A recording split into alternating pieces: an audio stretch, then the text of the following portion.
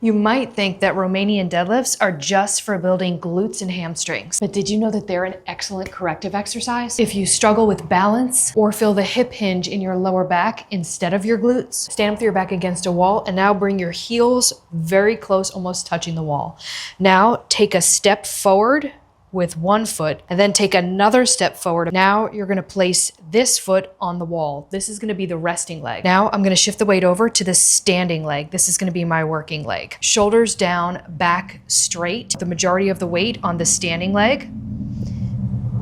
You're gonna come down to where your torso is parallel to the floor, making sure that your back is still straight.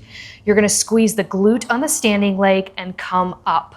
Do a total of 8 to 10 reps of these per side. The wall takes away the high demand for the need of balance. This allows your body to actually work on the hinge itself and build individual glute strength on each side without your lower back kicking in. It helps with pelvic control because the wall gives you a reference point. And if you add a weight on the opposite side, it teaches anti-rotation and also glute medius stabilization. This is one of the most accessible variations for anyone that gets back pain when doing hip hinging, or even if you tend to shift to one side, someone who uses the back as a stabilizer instead of the glutes, and anyone that has poor body awareness of the hip hinge. This is great because it teaches you how to bend properly to pick something up. If you know how to hip hinge properly, but you still have issues with side-to-side imbalances, hip shifting, and maybe even lower back issues, I would recommend this RDL version. For this exercise, you're gonna need a dumbbell or a kettlebell. First, make sure you're standing with your feet hip width apart and your toes facing forward. You're gonna bring the weight onto this leg, which is the working leg, so a slight shift here.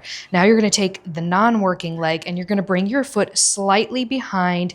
It's gonna be a little bit past your heel. You'll notice also that my knees are still in line. The majority of the weight should be on this leg, the working leg. Now grab your dumbbell, but you're gonna be holding it on the opposite side, so not the working leg side. Make sure that your shoulders are back and down. You have good posture.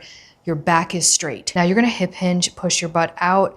At the same time, you're gonna be keeping that back straight and then bring this dumbbell all the way down to the shin area without turning the torso. Then you're gonna squeeze this glute and come right back up. The contralateral dumbbell reach forces your pelvis to stay level while the working leg controls rotation and load. This is excellent because it builds symmetry and glute medius control. This version fixes patterns most people don't even know that they have. It lowers the involvement of the lower back and builds unilateral strength without full balance demands. All versions of the RDL are good for building the glutes, excellent for balance for things that you do like walking, stepping off a curb, taking the stairs, and of course, bending and better single leg balance.